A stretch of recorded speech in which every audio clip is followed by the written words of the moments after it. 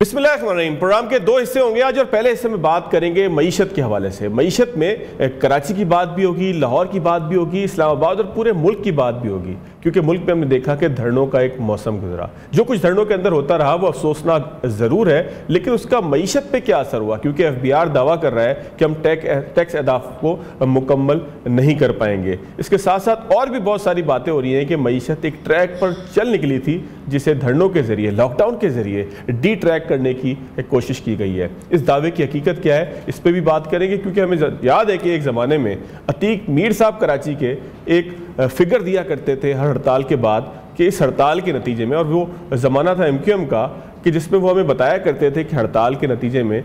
कराची में होने वाली बंदिश जो कारोबार की वाक़ई पजीर हुई, उससे कितना नुकसान हुआ। मेरे साथ नईम मीर साहब मौजूद होंगे, उनसे यही सवाल पूछेंगे कि जब मुल्क बंद हो, लाहौर बंद हो, इस्लामाबाद बंद हो, तो फिर क्या होता है। और मेरे साथ कराची के मामलात के ऊपर बात करने के लिए कराची चैम्बर ऑफ कॉमर्स के सदर जावेद बिलवानी साहब मौजूद हैं, क्योंकि मुर्तज़ा अवाब ने एक बड़ा अहम बयान दिया। उन्होंने कहा कि कराची के ताजिर टैक्स नहीं देते। एक तरह की तनकीद थी, और ये तनकीद उस वजह से थी कि जो कुछ दिन पहले एक मुलाकात हुई जिसमें कराची के ताजिरों ने आर्मी चीफ से शिकायत की। उन्होंने कहा कि सिंध के अंदर सिस्टम चलता है, कराची की तरक्की के लिए कुछ नहीं किया जाता। आप इस सारे मामले को, कराची के मामलात को, सूबा सिंध के मामलात को टेक ओवर कर लें, हम आपको रिज़ल्ट देंगे, और रिज़ल्ट मईशत की तरक्की की सूरत में होगा। उसके बाद तनकीद का, शिकवे का जवाब शिकवा मुर्तज़ा वहाब की तरफ से इस सूरत में आया कि जब उन्होंने कहा कि कराची में लोग टैक्स देते ही नहीं हैं, किस तरक्की की बात करते हैं और क्या मामलात हैं। शिकायत कितनी बड़ी है, कहाँ तक जाएगी, इस पर भी बात करेंगे। और मेरे साथ काशिफ मुनीर साहब मौजूद हैं, हमारे जो है वो नुमाइंदे हैं, कराची में मौजूद होते हैं और मईशत से मुतालिक तमाम ही खबरों का जायज़ा हम तक पेश भी करते हैं और ख़बरें भी देते हैं। आप तीनों मेहमानों का शुक्रिया। मीर साहब, आप ही सर फरमाइएगा, लॉकडाउन होता है, FBR के अहदाफ मुकम्मल नहीं हो पाते, मईशत को डी ट्रैक करने की कोशिश की जाती है, ये हुकूमत के दावे हैं। तो जिस तरह मैंने इब्तिदा में भी कहा कि अतीक मीर साहब हमें फिगर दिया करते थे, तो अब नईम मीर साहब क्या फिगर देंगे सर? देखें जी, पाकिस्तान का जो GDP है वो तकरीबन कोई 375 अरब डॉलर के करीब है, और अगर एक दिन मुल्क जो है वो बंद कर दिया जाए तो ये तकरीबन 1 अरब डॉलर का जो नुकसान है मेरे हिसाब से तो हो जाता है। अब जो है वो इसमें बड़े मोहतात फिगर दे रही है, वो बता रही है कि जी 180 अरब रुपयों का नुकसान हुआ। अगर 1 अरब डॉलर को आप रुपयों में कन्वर्ट कर लें तो तकरीबन को 280 अरब रुपया मोहतात अंदाजे में आप कह लें कि इसके करीब नुकसान जो है ये एक दिन की हड़ताल, एक दिन का एहतजाज और एक दिन कारोबार बंद होने से हो जाता है। अब सवाल ये है कि ये एहतजाज जो है ये हो क्यों रहे हैं। मैं तो सबसे ज्यादा परेशान इस बात से हूँ, क्या ये किसी अवामी मसले को लेकर हो रहे हैं? माजी करीब में हमने देखा कि बिजली की बढ़ती हुई कीमतों के हवाले से 28 अगस्त को भी ताजिरों ने हड़ताल की, तो अब बिजली की जो कीमतें हैं, जो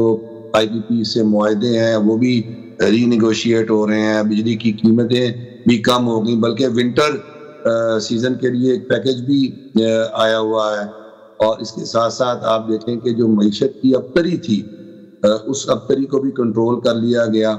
और IMF से हमें लोन भी मिल गया, और उस लोन के नतीजे में दीगर जो हमारे फाइनेंशियल इंस्टीट्यूशंस हैं दुनिया के, उन्होंने भी हम पर एतमाद का इजहार किया। बैनुल अक़वामी एजेंसी जो है वो पाकिस्तान की जो रेटिंग है, क्रेडिट रेटिंग, उसको बता रही हैं कि वो बहुत ज़्यादा इम्प्रूव हो रही है, बेहतरी की तरफ गामज़न है। तो बात यह है कि जितने हमारे मैक्रो इकोनॉमिक इंडिकेटर्स हैं वो तो पॉजिटिव है। अगर मैं सेंसस देख लूँ तो वो 3 अरब डॉलर से भी ज्यादा तजावुज नहीं है इस महीने। अगर आप आपकी खसारा देखें तो वो तो सरप्लस में चला गया। अभी ये बातचीत हो रही थी कि फिस्कल पैक्ट किया जाए सूबों का, सूबे सरप्लस दें, तो सूबों ने सरप्लस भी दे दिया। हम शोर गोगा मचाया करते थे कि ज़रूरी आमदनों पे टैक्स नहीं लगता, तो सूबों ने इस हवाले से वो भी कानून साजी कर ली। तो देखें, काम तो सारे जो है वो हो रहे हैं, फैसले जो है वो ये सख्त फैसले नहीं है, मैं इन्हें दुरुस्त फैसले समझता हूँ। ये दुरुस्त फैसले हो रहे हैं, और ये बहुत पहले हो जाने चाहिए थे, लेकिन मैं कहता हूँ देर आए दुरुस्त आए। पाकिस्तान जो डिफॉल्ट जोन में था, आज डिफॉल्ट जोन से बाहर आ गया पाकिस्तान, और आज जो है वो हमारी स्टॉक मार्केट को देखें, वो 1 लाख سے اوپر چلی گئی ہے، 1 لاکھ اس کا جو 100 انڈیکس ہے وہ 1 لاکھ سے اوپر پوائنٹس کا چلا گیا، تو شرح سود جو ہے اس کو آپ دیکھیں وہ بتدریج نیچے آ رہی ہے، اور یہ غالب گمان ہے کہ آئندہ چند مہینوں میں وہ سنگل ڈیجٹ پر بھی آ جائے گی۔ تو جو کاروباری برادری کے جو بھی مطالبات تھے وہ دھیرے دھیرے آہستہ آہستہ وہ ریاست پورا کر رہی ہے، اور ریاست جو ہے وہ ایک ایز آف بزنس جو ہے ایز آف جو کاروبار کرنے کی جو آسانی ہے، ایز آف ڈوئنگ بزنس کے مواقع پیدا کر رہی ہے۔ تو جب یہ سارے کام ہو رہے ہیں تو پھر آخر کون سے عوامی ایشو پر احتجاج ہو رہا ہے؟ یہ تو احتجاج جو ہے یہ صرف اور صرف سیاسی بنیادوں پہ ہو رہا ہے، اور جو سیاسی استحکام گورنمنٹ جو ہے وہ پیدا کرنا چاہ رہی ہے، جس سے معیشت جڑی ہے اس سیاسی استحکام سے، اسے عدم استحکام کا شکار کر دیا جائے اس سیاست کو، اور ملک کو ڈی سٹیبلائز کر دیا جائے، اور اس کے نتیجے میں جو چلتی معیشت ہے وہ رک جائے، اور جس سے ایک غیر یقینی کی صورتحال معیشت میں بھی پیدا ہو، اور عوام جو ہے اس میں بھی اضطراب پیدا ہو، اور پھر عوام جو ہیں وہ غم و غصے کا اظہار میر صاحب ہم یہ دیکھ رہے ہیں کہ پنڈی کے تاجروں نے بھی اعلان کیا، بلو ایریا کے تاجروں نے بھی اعلان کیا، اس طرح سے ہم دیکھ رہے ہیں اعلان اس بات کا کیا کہ آئندہ جو ہے وہ دھرنا ہوگا یا کوئی احتجاج ہوگا تو ہم لاک ڈاؤن نہیں کریں گے، ہم بند نہیں کریں گے کاروبار۔ تو کیا تاجر برادری کے اندر کاروباری افراد میں ایک رد عمل پایا جاتا ہے اس تمام صورتحال کے حوالے سے؟ دیکھیں رد عمل تو بہت شدید ہے، غم و غصہ بھی بہت شدید ہے، لیکن بات تو کہنے والی ہی ہے صرف کہ ہم کاروبار بند نہیں کریں گے۔ جب راستے بلاک ہو جائیں گے، جب گاہک نہیں آئیں گے، تو آپ دکانیں کھول کے آپ جو ہے وہ بجلی صرف کر رہے ہیں، کرایہ آپ نے ادا کرنا ہے، اور ساتھ آپ دیگر اخراجات بھی کر رہے ہیں، تو ممکن نہیں رہتا کہ اگر کوئی گاہکی آپ کی دکان پہ پہنچ نہ پائے، اور پھر اگر جو ہے وہ بلوائیے آ جائیں اور کوئی توڑ پھوڑ کرے یا کوئی لوٹ مار دکان کی شروع کر دے، تو آپ کو پتا ہے کہ ہماری ریاست کے اندر ایسا کوئی نظام تو ہے نہیں کہ کسی نقصان کا ازالہ ریاست کرے یا ریاست تحفظ فراہم کر دے۔ تو اس وقت تو جو ہوتا ہے جنگ و جدل کا عالم ہوتا ہے، اور اس جنگ و جدل کے عالم میں کاروبار کیا ہونا ہوتا ہے، کاروبار تو بڑھ جاتا ہے۔ ٹھیک ہے، میں میر صاحب آپ کی طرف میر صاحب دوبارہ آپ کی طرف آؤں گا، ذرا کاشف منیر صاحب کراچی سے۔ کاشف صاحب، دھرنا ہو اسلام آباد میں، لاک ڈاؤن ہو لاہور میں، تو کیا معاشی ترقی کے انجن کراچی پہ بھی کوئی اثر پڑتا ہے؟ ملک اگر بند ہو کسی اور وجہ سے، اور کراچی کے اندر حالات ظاہر ہے کہ ہم نے دیکھا کہ اتنے خراب نہیں تھے، کوئی احتجاج بھی نہیں تھا، کوئی اس طرح کا معاملہ بھی نہیں تھا، تو کیا کراچی کے اوپر کوئی اثر پڑتا ہے؟ اور جو ملک میں حالات جب خراب ہوتے ہیں تو اس سے مجموعی معیشت پہ کیا جو ہے وہ اثر ہوتا ہے جو پھر سب کے لیے ہو؟ صاحب، جب اگر ملک بند ہوگا تو جو سارے کنٹینر ہیں، پورٹ سٹی تو آپ کا کراچی ہے، یعنی سارے جو ایکسپورٹ کا مال ہے یا امپورٹ کا مال ہے وہ سارا کراچی سے ہی جانا ہے۔ میری گزشتہ روز بھی ایک جو ہے وہ ایکسپورٹر سے بات ہو رہی تھی، تو اس نے کافی پریشانی سے کہا کہ مجھے جو ہے وہ ایکسپورٹ کرنا ہے لیکن مجھے کنٹینرز نہیں مل رہے ہیں۔ یہ ایک بڑی صورتحال ہے، اور سب سے اہم بات یہ ہے کہ 2-4 روز پہلے جو ہے ایک پریس کانفرنس ہوئی تھی federation of Pakistan chamber of commerce میں، اور اس میں تاجر جو ہے اس حوالے سے کافی ان میں غم و غصہ پایا گیا، اور انہوں نے بولا کہ یہ مسئلہ ایک دفعہ حل ہونا چاہیے، کاروبار ہمارا تباہ ہو رہا ہے، ایک صوبے سے کام بند ہوتا ہے، وفاق کے اندر آ کے اسلام آباد متاثر ہوتا ہے، اور پنجاب کے اندر تک جو آپ کے کنٹینرز ہیں وہ نہیں نکلتے ہیں۔ یعنی جنہوں نے اپنا مال بھیجا ہوا ہے، اور بہت سارے شپمنٹس تو ایسی تھیں جنہوں نے اب کنٹری سے کراچی آنا تھا اور ان کا سامان جو ہے وہ جانا تھا۔ ایکسپورٹرز کا کہنا یہ ہے کہ جہاز جو ہے وہ یہاں سے واپس چلے گئے، ان کا سامان بر وقت نہیں جا سکا۔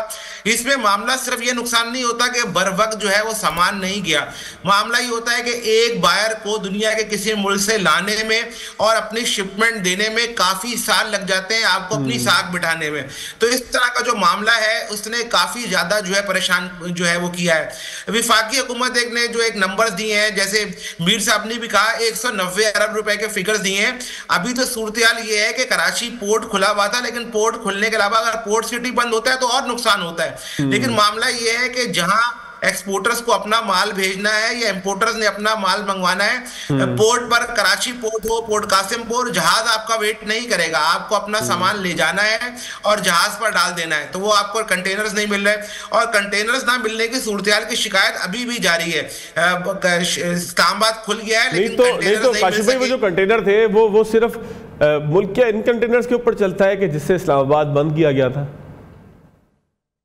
بہت سارے لوگ کنٹینرز نکالتے نہیں ہیں، کیونکہ اصل مسئلہ یہ کہ میری اس حوالے سے کنٹینر والوں سے بات ہوئی تو ان کا کہنا یہ کہ ہمارے کنٹینرز جو ہیں وہ راستے میں روک لیے جاتے ہیں، ہمیں اس کا کرایہ نہیں دیا جاتا، اس میں اگر سامان ہو تو اس کو اگر گرا دیا جائے، جلا دیا جائے تو ہم اپنی ساکھ بحال رکھنے کے لیے اس کے پیسے دیتے ہیں، تو ہم اپنا مال نہیں بیچتے ہیں۔ تو جو تاجر ہے، جو امپورٹر ہے، وہ ایکسپورٹر ہے، اس کے لیے دو طرفہ پریشانی ہے کہ جو ٹرانسپورٹر ہیں وہ سامان ٹرانسپورٹ کرنے کے لیے تیار نہیں ہوتے، وہ کہتے ہیں ہمارے کنٹینر پھنس جائیں گے۔ تو یہ پوری چین، جیسے میں نے آپ کو بتایا کہ ابھی بھی ایکسپورٹرز یہ کہہ رہے ہیں کہ ہمارے جہاز لگنے والے ہیں، ہمیں کنٹینرز نہیں مل رہے ہیں، اور اگر کنٹینر نہیں ملیں گے تو شپمنٹ کے آرڈر ہیں وہ وقت پر دینے، اور آپ یاد رکھیں کہ آگے کرسمس کا مہینہ ہے، بہت زیادہ شپمنٹ آپ کو باہر کرنی ہے، تو یہ پریشانی بہت زیادہ ہوتی ہے۔ ٹھیک ہو گیا کاشف بھائی، میرے ساتھ کراچی چیمبر کے پریزیڈنٹ ہے نعیم اپنا جاوید بلوانی صاحب، بڑا اہم ایک معاملہ آیا کہ جب آرمی چیف سے مل کے آئے تاجر تو اس کے بعد شکایت پیدا ہو گئی سندھ حکومت کو، کیونکہ سندھ حکومت کی شکایتیں لگائی گئیں، وہ میں آپ سے بھی ضرور پوچھوں گا کہ کیا بات ہوئی تھی۔ بلوانی صاحب شکریہ آپ کا۔ بلوانی صاحب، مرتضی وہاب صاحب کہتے ہیں کراچی کے تاجر ٹیکس نہیں دیتے، تو سر آپ لوگ ٹیکس نہیں دیتے، شہر کی ترقی کے لیے کوئی کام نہیں کرتے؟ دیکھیں، ٹیکس کا فیڈرل ٹیکس کا پرویو ہے، ایف بی آر کا، اس طرح سندھ کا ایس آر بی کا پرویو ہے، وہ میئر کا پرویو نہیں ہوتا ٹیکس کا۔ اور کراچی کے لوگ جتنا ٹیکس دیتے ہیں سندھ میں وہ سب کو پتہ ہے، اور فیڈرل میں جتنا ٹیکس دیتے ہیں وہ سب کو پتہ ہے۔ اور کراچی کے لوگ ٹیکس چوری کیوں کریں گے؟ جو اتنا زیادہ فلانتھروپی ورک کرتے ہیں وہ ٹیکس کی کیا چوری کریں گے یار؟ وہ ٹیکس کے علاوہ خرچ کرتے ہیں۔ ٹھیک ہو گیا، میں دوبارہ آپ کی طرف آؤں گا بلوانی صاحب۔ ذرا کراچی کی ترقی کے حوالے سے پیپلز پارٹی بڑے دعوے کرتی ہے کہ اس نے بڑے کام کیے۔ میں بریک لیتا ہوں، بریک کے بعد جب آتا ہوں تو میر صاحب سے بھی کچھ بات کرنی ہے، کاشف صاحب سے بھی بات کرنی ہے، اور بلوانی صاحب سے اس کا جواب بھی لینا ہے کہ کراچی ترقی کر رہا ہے پیپلز پارٹی کی چھتر چھایا میں، اس کی چھتری میں۔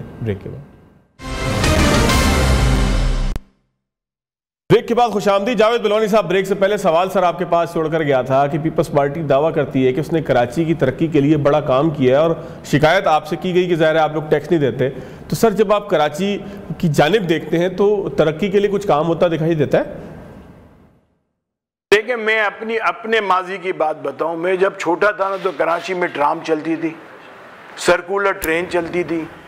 کراچی کی بسوں کی چھت پہ کوئی نہیں بیٹھتا تھا، ٹرانسپورٹ بہترین تھا، روڈیں بہترین تھیں، پانی کی کسی کے پاس تکلیف نہیں تھی، بجلی کی لوڈ شیڈنگ نہیں تھی، لو اینڈ آرڈر بہترین تھا، کڈنیپنگ نہیں ہوتی تھی،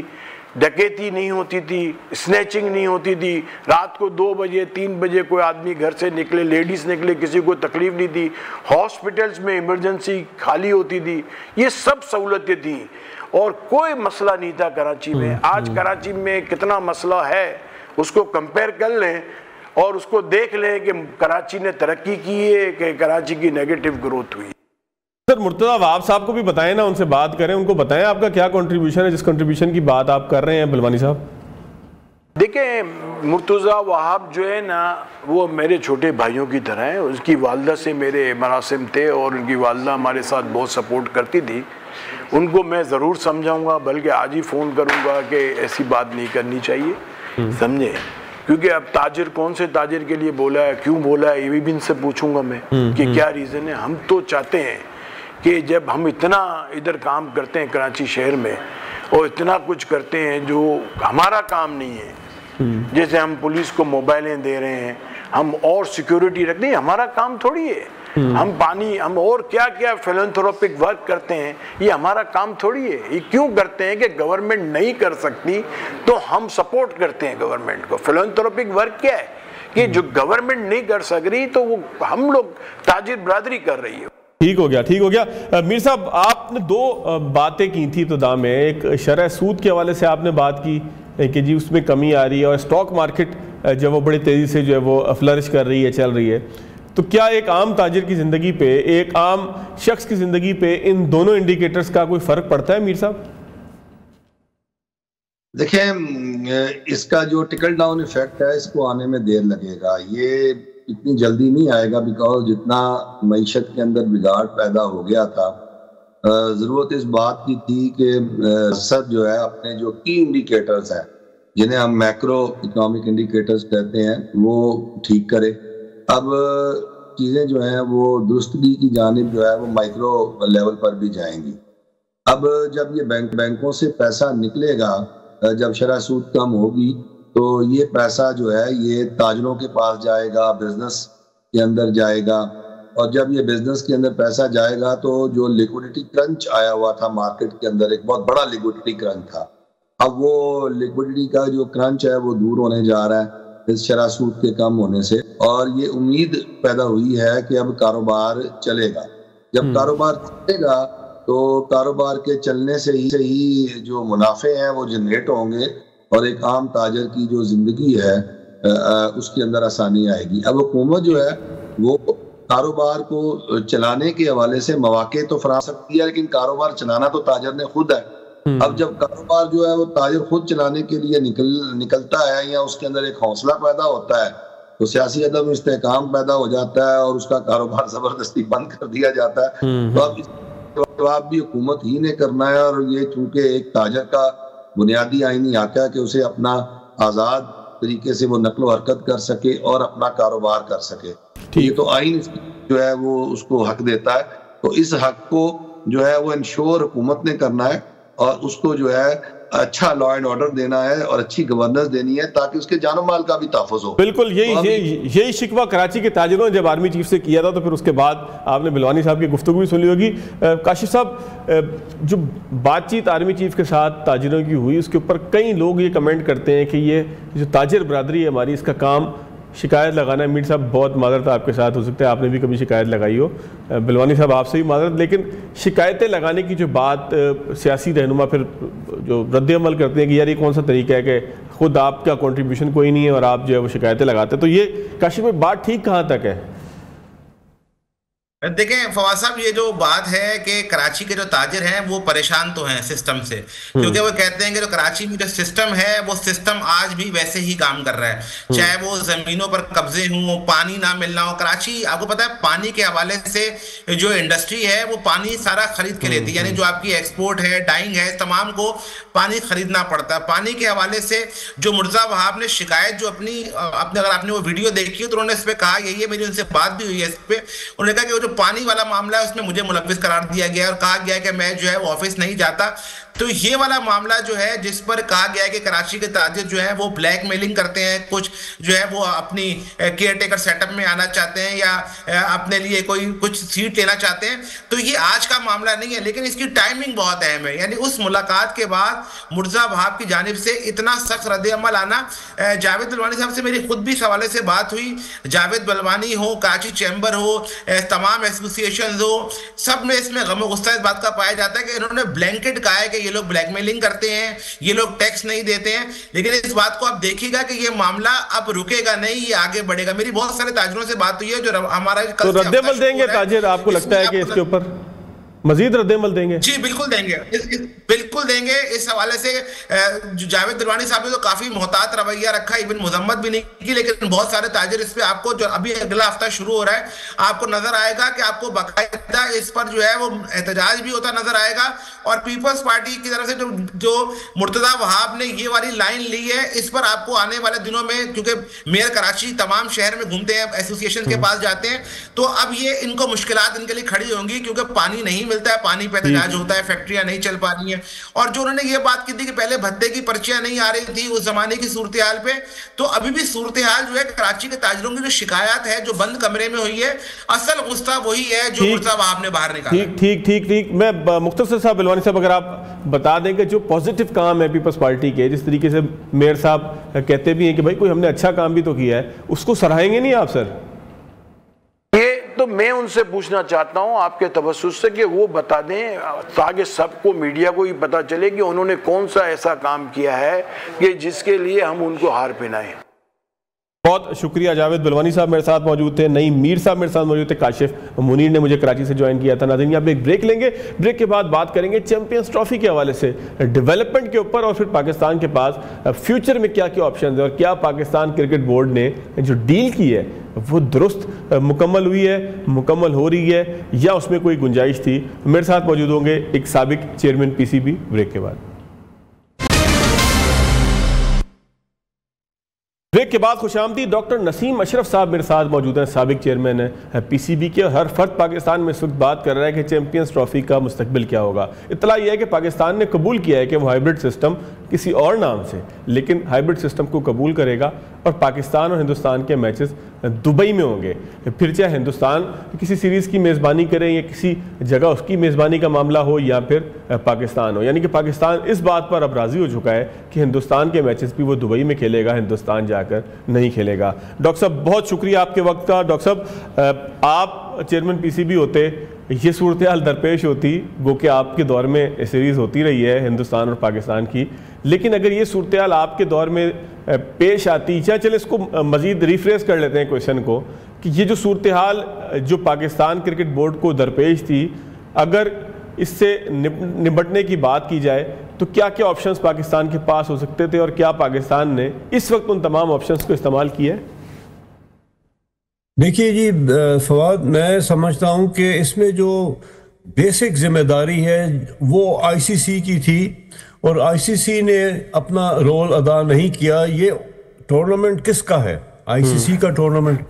اس میں کون سے رول اپلائی ہونے چاہیے؟ آئی سی سی کے رول اپلائی ہونے چاہیے، تو کیوں نہیں ہو رہے؟ اور اس کی میں آپ کو تھوڑی سی بیک گراؤنڈ بتاتا ہوں۔ ہسٹری میں یہ رول اپلائی ہو چکے ہیں، یہ پہلی دفعہ نہیں ہے کہ کوئی ٹیم یا کوئی ملک کھیلنے سے انکار کر رہا ہے۔ آپ کو یاد ہوگا کہ 1996 کا ورلڈ کپ جو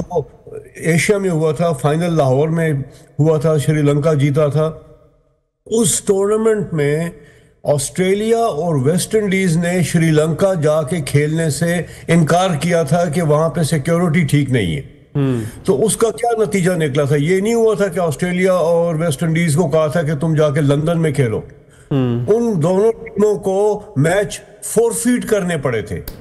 اور اس سے پہلے انگلینڈ اور نیوزی لینڈ نے ریفیوز کیا تھا، اور افریقہ میں جا کے کینیا میں اور زمبابوے میں کھیلنے سے تو ان کو بھی میچ فورفیٹ کرنے پڑے تھے۔ سو بیسک رول بالکل موجود تھا۔ آئی سی سی جو ہے وہ ہٹ رہی ہے، وہ کمزور پڑ گئی ہے، اور وہ بالکل ہندوستان یا انڈیا کی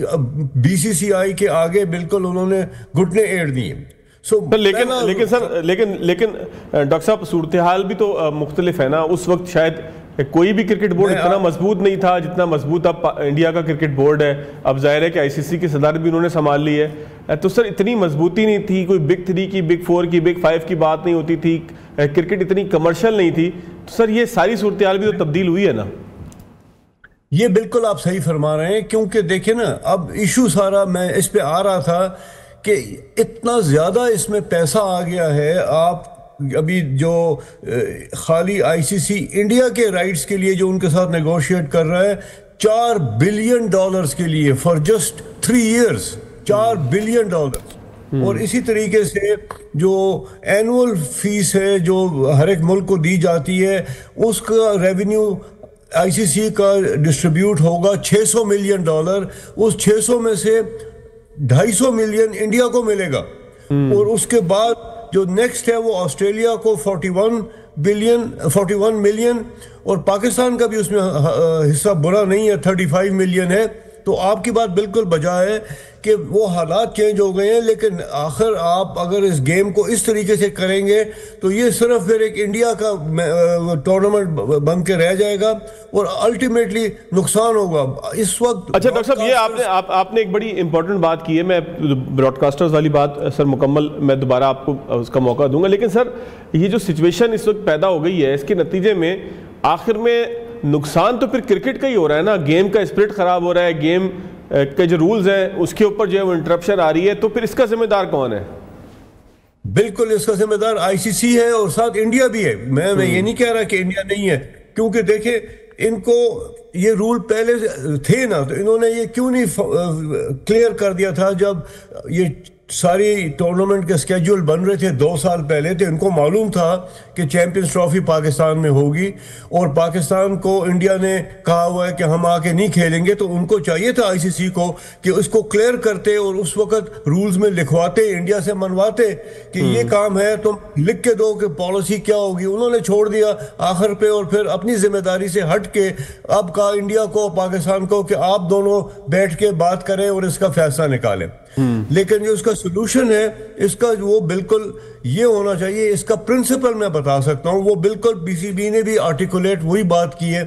وہ یہ ہے کہ جو بھی رول ہوگا وہ دونوں ممالک یا ہر ممبر کنٹری کو ایکولی اپلائی کرے گا. یہ نہیں ہو سکتا کہ آپ پاکستان کے بارے میں آپ کہیں کہ جو میچز انڈیا نہیں کھیلنا چاہتا پاکستان میں وہ دبئی میں ہوں گے یا شری لنکا یا بنگلہ دیش میں, اور پھر جب انڈیا میں اگلے سال 3 ٹورنامنٹس ہوں گی اگلے 3 سالوں میں, اس میں جو پاکستان کا موقف ہے وہ بڑا کلیئر ہے کہ اگر انڈیا پاکستان نہیں آتا تو پاکستان بھی انڈیا نہیں جائے گا. بالکل صحیح موقف ہے اور اس پہ ہمیں ڈٹا رہنا چاہیے. ڈاکٹر صاحب, حق تلفی کتنی ہوتی ہے شائقین کی, کمرشلی کتنا نقصان ہوتا ہے پاکستان کو بھی اور ہندوستان کو بھی کہ جب پاکستان اور ہندوستان کی بائی لیٹرل سیریز نہیں ہوتی, اور اس کو تناظر وہی ہے کہ ظاہر ہے کہ آپ کے دور میں سیریز ہوئی تھی ہندوستان اور پاکستان کی, تو کمرشلی اور پھر فین ویورشپ جو ہے یعنی کہ جو ایک عام شائقین یا تماشائی گراؤنڈ پہنچتا ہے کرکٹ کے ساتھ اس کی ایک لگاؤ بڑھتا ہے, اس کی کتنی ایک تلفی ہوگی اور کمرشلی کتنا نقصان ہوتا ہے, کتنا فائدہ ہوتا ہے پاکستان انڈیا کی سیریز کا؟ نہیں, سب سے بڑی ٹورنامنٹ, سب سے بڑا میچ جو ہے دنیا میں ابھی بھی وہ انڈیا پاکستان کا ہے, چاہے T20 ہو یا ODI ہو. T20 میں ہمارے اب تو اور بھی بہت زیادہ ہو گیا ہوگا, اس وقت ایک میچ T20 کا کوئی $1.5 ملین پہ براڈ کاسٹ رائٹ جاتے تھے. سو اس کا کہنے کا مطلب یہ ہے کہ سب سے بڑا میچ یہ ہے اور اس کے نکلنے سے سب سے بڑا نقصان ہے. اسی وجہ سے اگر ابھی کوئی یہ کہے کہ پاکستان کے پاس بھی ابھی کارڈ ہیں کھیلنے کے, وہ یہ ہے کہ اگر پاکستان پل آؤٹ کرتا ہے, نقصان تو ہمارا ڈیفینیٹلی اس میں کافی ہوگا, لیکن اس میں پل آؤٹ کرنے سے آئی سی سی اور انڈیا کا بھی بہت نقصان ہوگا, کیونکہ جو براڈ کاسٹرز ہیں پاکستان کے نکل جانے سے براڈ کاسٹر جو فیس دیں گے وہ پہلے سے تقریباً 50% یا 60% پہ ہوگی. تو یہ بات بالکل پاکستان کو پتہ ہے, آئی سی سی کو پتہ ہے. India doesn't care because India کے پاس پیسے کے حوالے سے اتنی اسٹرانگ مارکیٹ ہے کہ وہ اپنے فائنینشیل پوزیشن بڑی مضبوط ہے. نقصان بہت ہوگا, کرکٹ کا نقصان ہوگا, اور میں اسی لیے کہہ رہا ہوں کہ بار بار کہ اگر یہ طریقہ اس طرح چلتا رہا تو الٹیمیٹلی یہ کرکٹ بالکل باقی ممالک میں ختم ہو جائے گی اور پھر انڈیا کا یہی نقصان ہوگا اس میں. ڈاکٹر صاحب, لیکن ایک سوال یہ بھی پیدا ہوتا ہے نا کہ آئی سی سی کی جو 2-3 ایونٹس ہیں, وومن ورلڈ کپ ہے اور 2-3 ایونٹس جو اگلے سال ہندوستان کے اندر آئیں گے, تو اس میں اگر پاکستان یہی رویہ اختیار کرتا ہے کہ ہم بھی نہیں جائیں گے اور ہائیبرڈ ماڈل کے اوپر بھی کوئی بات نہیں ہوتی, تو پھر اس کے نتیجے میں ہندوستان کو تو شاید فرق نہ پڑے پاکستان کے نہ آنے سے. نہیں, اس میں آئی سی سی کی تو نقصان ضرور ہوگا, کیونکہ اگر پاکستان دیکھیے نا, ایک ODI ورلڈ کپ ہونے والا ہے ہندوستان میں, ایک T20 26 میں ورلڈ کپ ہندوستان میں ہونے والا ہے, اور ایک چیمپئنز ٹرافی ہندوستان میں ہونے والی ہے 2029 میں. اس کے علاوہ 26 یا 27 میں 26 میں غالباً ویمنز ورلڈ کپ بھی ہندوستان میں. 4 ٹورنامنٹس ہیں. پاکستان کا نہ جانا کم از کم مینس ٹورنامنٹس کے لیے اس کے رائٹس آدھے بھی نہیں رہیں. ڈاکٹر صاحب, ایک آخری چیز کے اوپر اور تبصرہ کر دیجیے گا سر, کہ یہ جو سیاست کرکٹ کے اندر آ گئی ہے, یہ پہلے بھی کیا اسی طریقے سے موجود تھی, کیونکہ پاکستان ہندوستان کے تعلقات تو شاید کبھی بھی اتنے مثالی نہیں رہے, یا اب جو ہے وہ یہ سیاست اتنی شدت کے ساتھ آگے آ گئی ہے؟ مطلب سیاست موجود ہونا اس میں کوئی بری بات نہیں ہے, لیکن اس میں جو شدت آ گئی ہے یہ کس حد تک نقصان دہ ہے؟ کیونکہ پاکستان میں بھی ہم دیکھ رہے ہیں کہ وزیر داخلہ سربراہی کر رہے ہیں کرکٹ بورڈ کی, اور ہندوستان کے وزیر داخلہ جو ہے ان کے قریبی رشتہ دار ہیں جو شاہ صاحب ہیں جو آئی سی سی میں چلے گئے. بالکل نہیں, بہت شدت آ گئی ہے. پہلے کافی کوآپریشن ہوتی تھی. آپ کو معلوم ہے کہ جو 96 کا ورلڈ کپ ہے, اس سے پہلے جو 87 کا بھی ورلڈ کپ تھا وہ پاکستان انڈیا نے مل کے کروایا تھا, اور اس کا بہت فائدہ ہوا تھا. 96 کے ورلڈ کپ میں بھی پاکستان انڈیا تھا. پھر جو بائی لیٹرل سیریز ہیں اس کا بھی نہایت دونوں ملکوں کو بہت فائدہ تھا. اب بدقسمتی سے یہ جو دور گزر رہا ہے, یہ میں سمجھتا ہوں کہ جو اس وقت ہندوستان کی حکومت ہے ان کا رویہ جو ہے وہ بہت سخت ہے, اور وہ ایک ناٹ اونلی ڈسکرمنیٹوری رویہ ہے, وہ ایک لگتا ہے ایسا ہے کہ جیسے وہ اسپورٹس ڈپلومیسی کو استعمال کر رہے ہیں دباؤ کے لیے, coercive sports diplomacy, not facilitating, but they are trying to punish Pakistan. I think یہ چیز دنیا کے جو ممالک ہیں ان کو نوٹ کرنا چاہیے کہ یہ کرکٹ کے لیے بھی پہلی بات تو دیکھیں نا، سمپل اصول یہ ہے کہ سپورٹس میں پالیٹکس ہونی نہیں چاہیے، زیرو پالیٹکس. چاہے آپ کی میدان جنگ پہ لڑائی ہو رہی ہو، لیکن آپ کا سپورٹس کا تعلق رہے گا تو آپ ایک انسان دوسرے انسان کے ساتھ رشتہ یا تعلق یا ناتا رہے گا، اور آپ کانفلکٹ کو ختم کریں گے بجائے کہ کانفلکٹ کو بڑھانے کا. اس وقت unfortunately despite Pakistan's best efforts, Hindustan یا انڈیا کی جو گورنمنٹ ہے، میں سمجھتا ہوں بی سی سی آئی تو یہی کہتی ہے کہ ہمیں گورنمنٹ، انہوں نے بھی آپس میں ایک ڈونگ رچایا ہوا ہے. بی سی سی آئی کہتی ہے کہ انڈین گورنمنٹ ہمیں اجازت نہیں دے رہی. کل انڈین ایکسٹرنل افیئرز منسٹری کا یہ بیان تھا کہ it is up to B C C I to decide. تو وہ دیکھیے نا، وہ مطلب گیم کھیل رہے ہیں. ٹھیک ہو گیا. اچھا ڈاکٹر صاحب، چیمپئنز ٹرافی کی ہم بات تو بڑی کر رہے ہیں، لیکن اگر تیاری دیکھی جائے پاکستان کی چیمپئنز ٹرافی کھیلنے کے لیے، یعنی کہ کرکٹ ٹیم کی، تو اس کو کیسا محسوس کرتے ہیں؟ دیکھیے، پہلے تو بڑی ہماری حالت بری تھی، جو 23 ورلڈ کپ سارا جو دور گزرا ہے، لیکن میں سمجھتا ہوں کہ ابھی جو یہ کرکٹ میں ریسرجنس آئی ہے. ایک تو آپ نے پاکستان میں انگلینڈ کو سیریز جیتی ٹیسٹ میچز کی، لیکن بہت بڑا کارنامہ تھا کہ جو رضوان کی ٹیم نے آسٹریلیا میں او ڈی آئی کی سیریز آسٹریلیا کو ہرایا 2-1 کر کے. This was a remarkable achievement, اور اس میں آپ کو کئی نئے بچے اور نئے ینگسٹر نظر آ رہے ہیں. میں اس کا پورا کریڈٹ عاقب جاوید کو دوں گا. Aaqib Javed is one of the finest cricketing brains of Pakistan, اور چیئرمین پی سی بی کو بھی میں خراج تحسین پیش کرتا ہوں اس وجہ سے کہ انہوں نے یہ بولڈ ڈیسیجن لیا اور ایک نئی مینجمنٹ لے کے آئے، جبکہ ہم بالکل ٹیم کسی